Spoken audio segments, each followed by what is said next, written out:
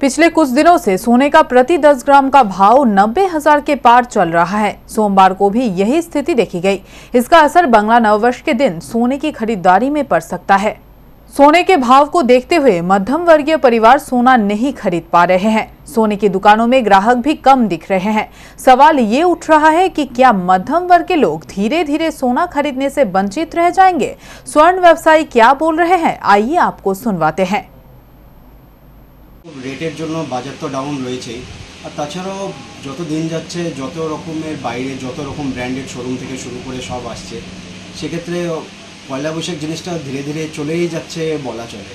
আজকে আপনি খালি আমাদের মার্কেট না, আপনি ওভারঅল যখন দেখবেন আজ থেকে 2 বছর, আমরাও 5 বছর আগে যেটা দেখেছি, কাপড় জামারও একটা আলাদাই ডিমান্ড ছিল। মার্কেটে হাঁটা চলার জায়গা পাওয়া যেত না, বিধান মার্কেট বলেন বা যে কোনো মার্কেট বলেন।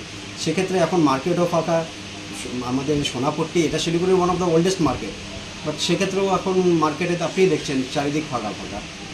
আর রেটটা তো অবশ্যই একটা ইম্প্যাক্ট তো করছেই। তার মধ্যে মার্কেটে একটা কথা চলে এসেছিলো যে রেট নাকি অনেক ডাউন যাবে, 60-50 এরকম রেট চলে আসবে।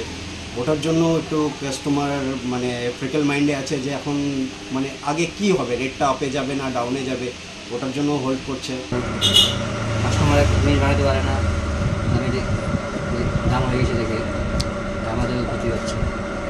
যা জিনিসের দাম এখন তো বাকির তো কোনো প্রশ্নই নেই। আর যেটুকু আছে ওটা এখন কাস্টমার পারলে দিবে, না পারলে কোথা থেকে দেবে। এখন তো কাজ চাকরি সবাই চাকরি হারিয়ে গেছে, বুঝতে পারে না।